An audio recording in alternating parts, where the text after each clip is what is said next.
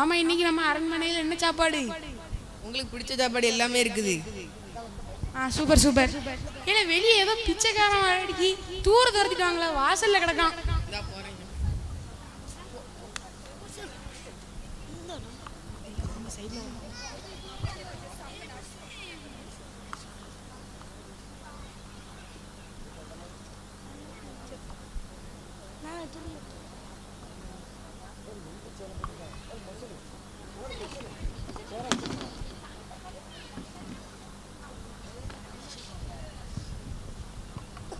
லாசரு லாசரு எந்திரி, உனக்கு நித்திய ராஜ்யத்துக்கு போகலாம்.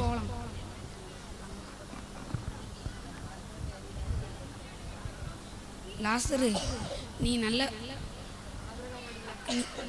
லாசரு நீ ஆபிரகாம மடியில் இருக்கிற பாக்கியத்தை பெற்றிருக்கா.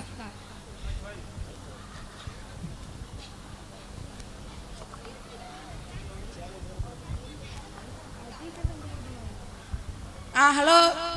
ஆமா, அது நாம தான் வாங்க போறோம். ஏன் காசு கொடுக்கலையா? காசு ஏற்கனவே கொடுத்துட்டாச்சுல.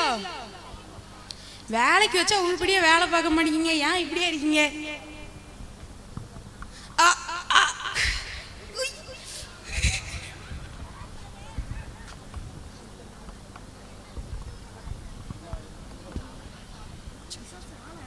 ஹலோ.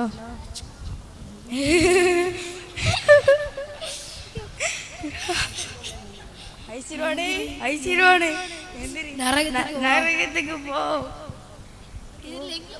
நரகத்துக்கு போ.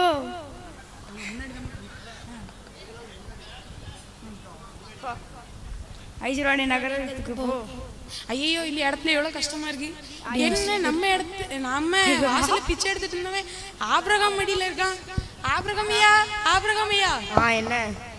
அந்த லாசுவை விட்டு ஒரே ஒரு சொட்டு தண்ணியாவன் விரல்ல வச்சு என் நாக்கு குள்றதுக்கு வைங்கய்யா. நீ பூலோகத்தில் இருக்க முடியல நன்மையை அனுபவித்தான், ஆனால் அவன் தீமையை அனுபவித்தான்.